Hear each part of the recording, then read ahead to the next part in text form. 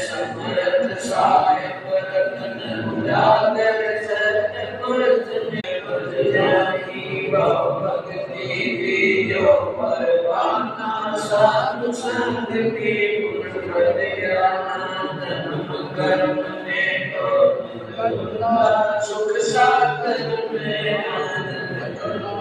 निर्मल नूर जहूर तुम्हार जगर कथा दे गोरी गान तुम हो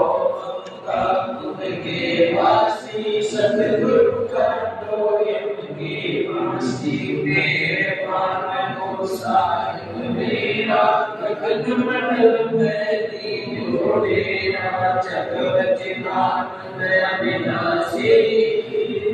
विधाता